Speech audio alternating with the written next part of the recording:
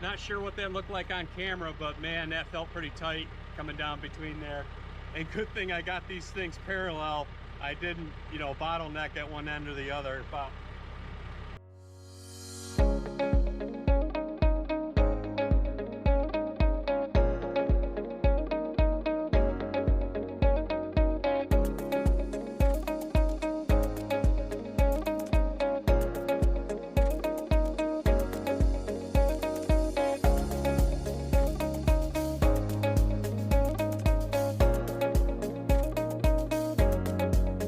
again, me showing you what not to do. Make sure you're all clamped in.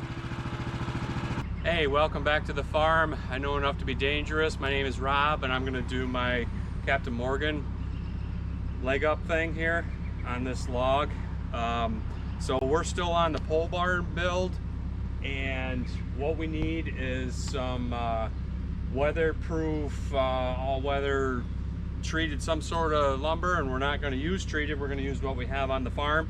So we have this big locust log that we cut down the other day. This is the one that had the crotch in the bottom. So this is where I cut it.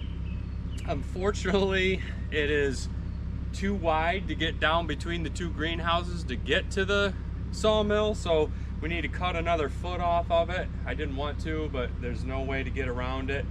Some of the other longer pieces I put it at an angle and I can get down through there. It's 16 feet, but I'd like at least a foot on either side. I'm good with the tractor, but I don't need a challenge all the time. So we're gonna cut a foot off of this. We're gonna use the old Amazon saw that did not start the first time we tried it when we needed to take this down.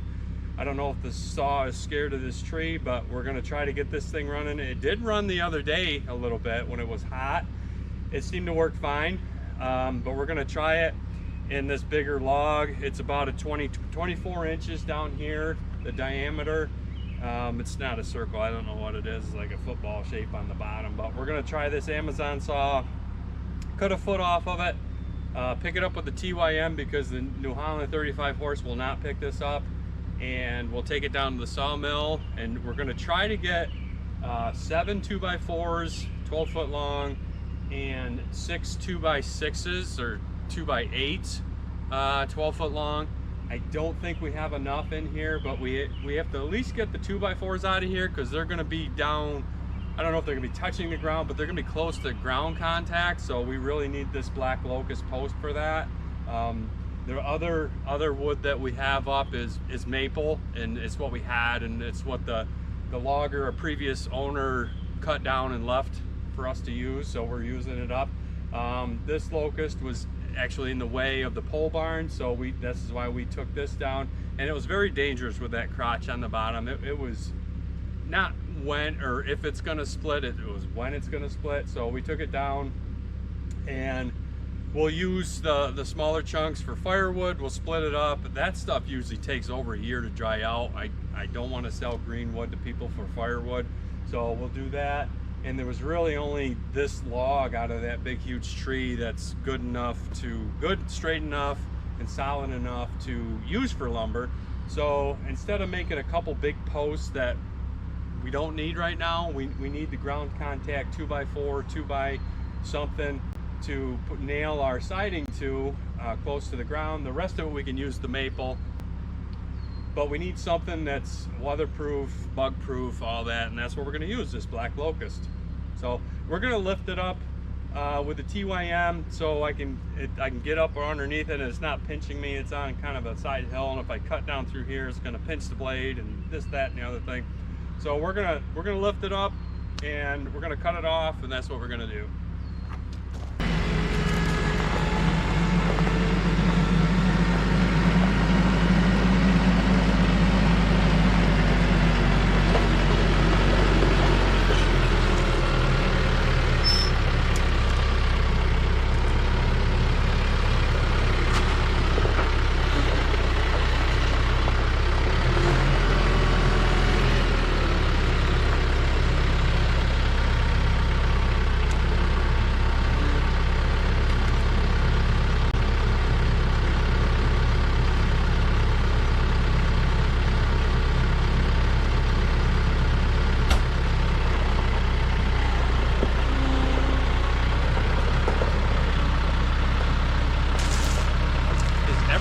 TYM tractor like this, I always park it with the loader down and the implement down.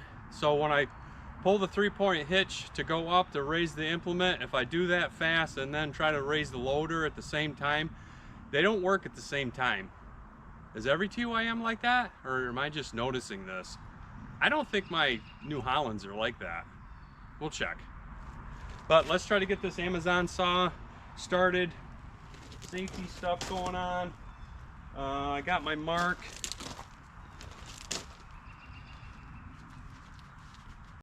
I don't think this is going to go all the way through.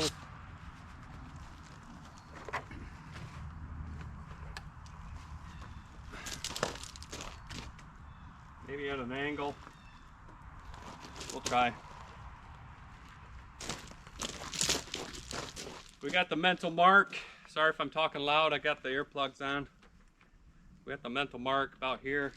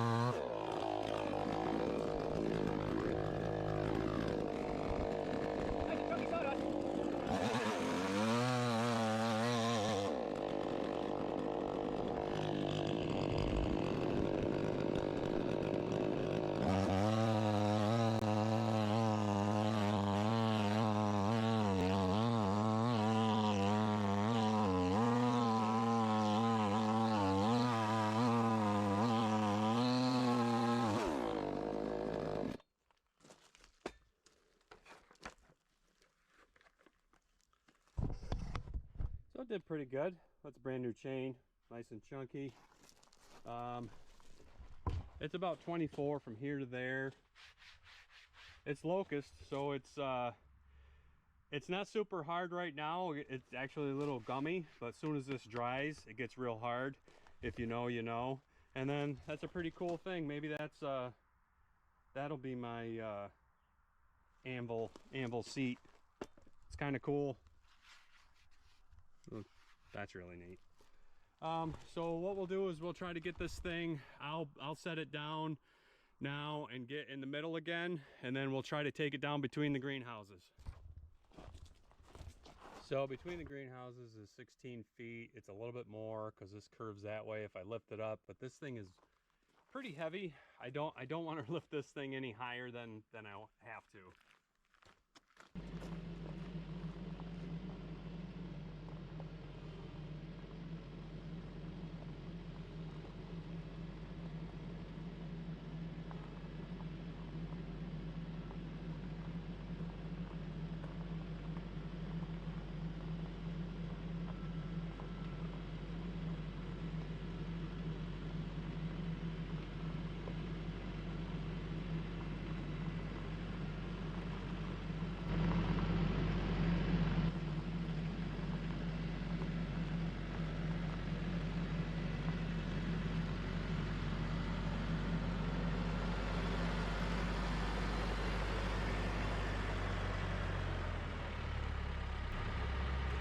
Not sure what that looked like on camera, but man, that felt pretty tight coming down between there. And good thing I got these things parallel. I didn't, you know, bottleneck at one end or the other. But it definitely, it's pretty close. I don't know, that lift capacity, that depends on that loader, is what they're doing that for lift capacity. It felt pretty heavy. It lifted it fine, but you can tell when it's heavy. And I have this thing's 1,200 pounds in the rear end, and I have ballast in the tires, so yeah.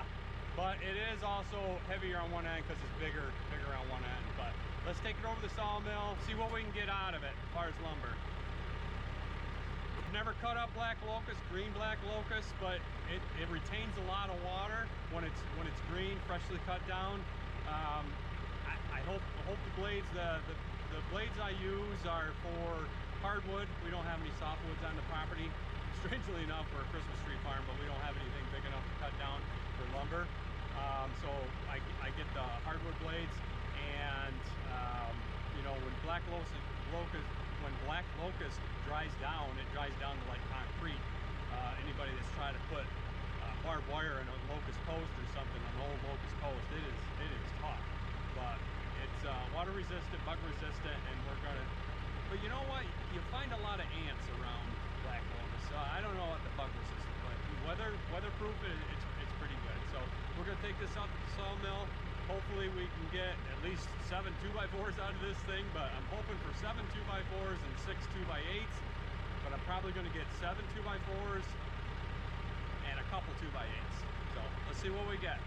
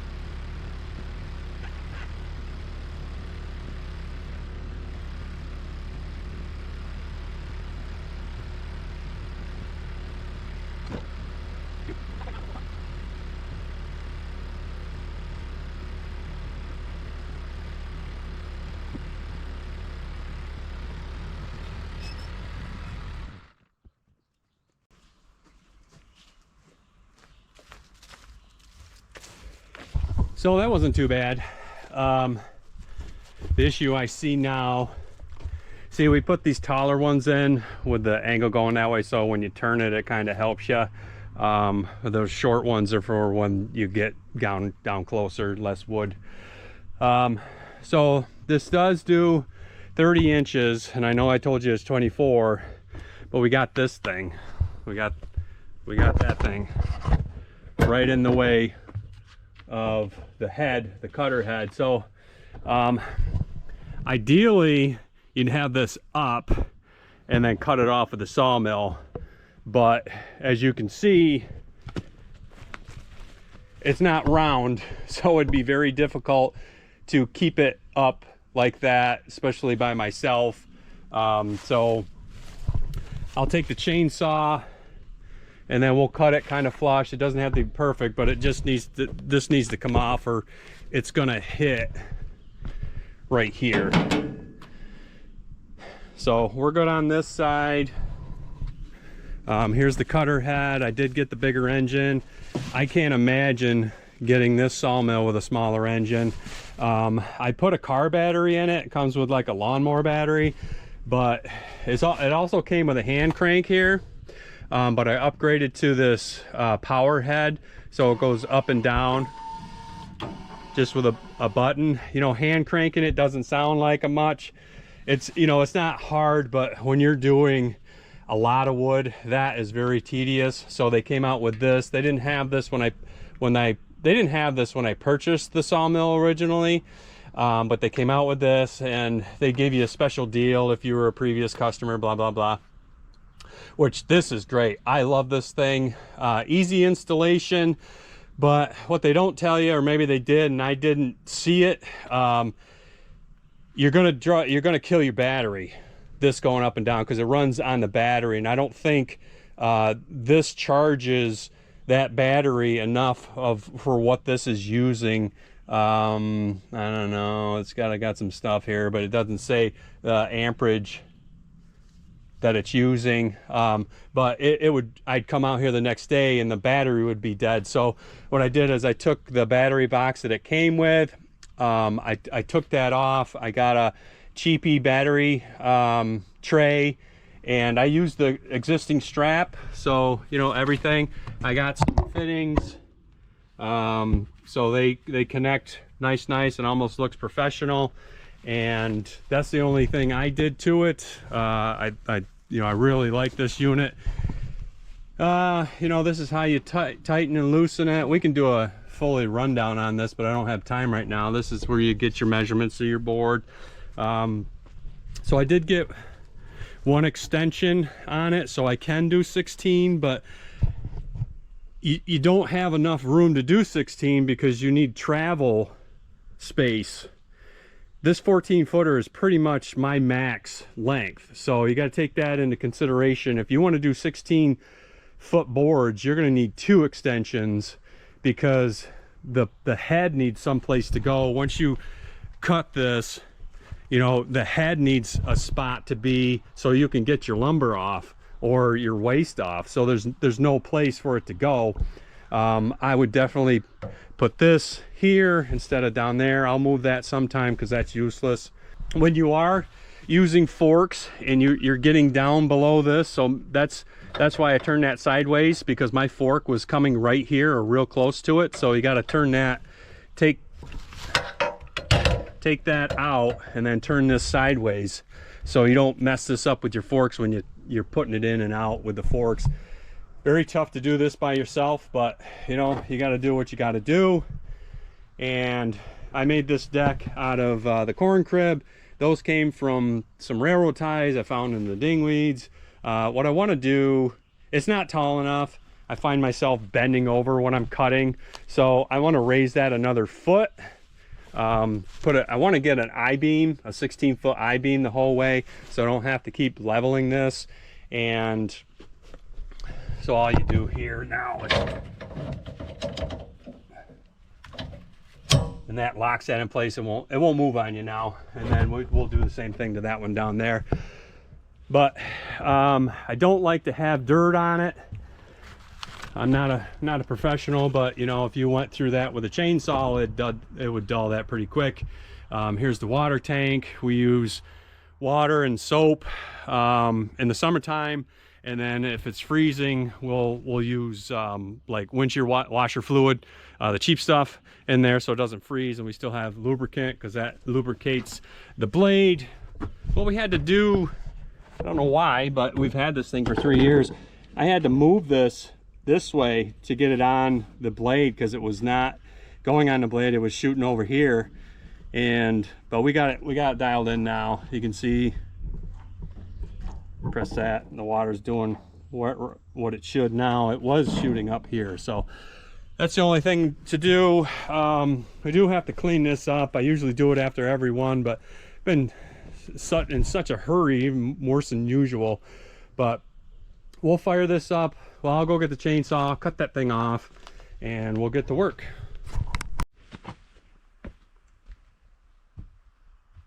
So I'm back. Just got the sawmill all gassed up, gas everywhere, because you know about the gas cans, and they never really thought that through. They didn't think it through anyways, but you know that it's hard to get a gas can in that little gas tank and pour it, and I get it all over the thing. I got to get a gas can, the deal on the bottom there. I have a diesel one like that, and I love it. But anyways, so I need to cut this off. I'm going to use the Amazon saw, and I think I know what's wrong with this Amazon saw. I may or may have not taken apart this kill switch. It's very loose. You know, it's very loose, and the mechanism inside is very cheesy. You know, it's an Amazon saw. You wouldn't want to go into the woods full time with this thing, but Joe homeowner that's got a tree or something, some storm damage or something, or just to have a saw on the shelf, it's great for that. Since I fixed this, it seems to run fine, but I know that's going to be the Achilles heel of this thing. And you know, if you're making an economy saw, this is just my opinion, I don't know anything, but you're making an economy saw, maybe skimp someplace else besides the electronics. I don't know, somewhere. This thing, you know, put this thinner or something, because this is kind of a big deal. And I think it didn't look like it was even connected when I first got the thing, so I took this cover off and you can see it pretty good. And then I took it off, cleaned it, and put it back on, and then it worked. But when it's running, I hit it accidentally sometimes, and just the vibration, the thing was going on and off, and I gave it the grapes, and I think this thing was just vibrating so much it was, you know, losing the contact and just making it kill. But so far so good. I'm gonna cut this little knot off. I'm gonna go this way because you can't go this way because the bulk of the saw will be hitting here. Ooh, there's a stone. And we'll get that off and we'll start cutting.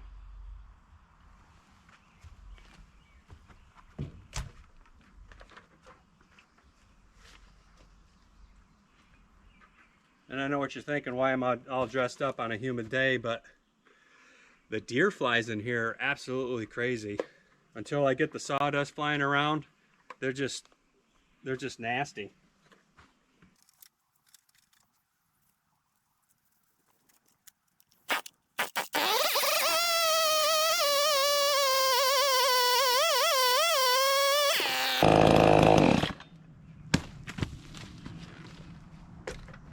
So you're still doing pretty good. It didn't bog down too much. Anybody that's cut wood, that is tough stuff to cut, like across the grain like that on a larger limb on a tree. So I think we're good to go. We'll go slow, and we'll see we'll see how. I've never cut black locust on this sawmill, so we'll see how that goes. I think that's where we're gonna wrap up today's video. Really wish that, you know, the New Holland, this did fine, but I don't like taking the cab tractor in the woods. One, it's in the woods and limbs and stuff, but you can see the ends of the forks and stuff better with the New Holland. It's not a knock on this tractor, it's just cab tractor versus open station. And but lift capacity, the New Holland couldn't have picked up that log. So it may be three-wheeling it, but I don't want to do that. I'm done with that now. But that's where we stand, and thanks for joining me, and see you next time.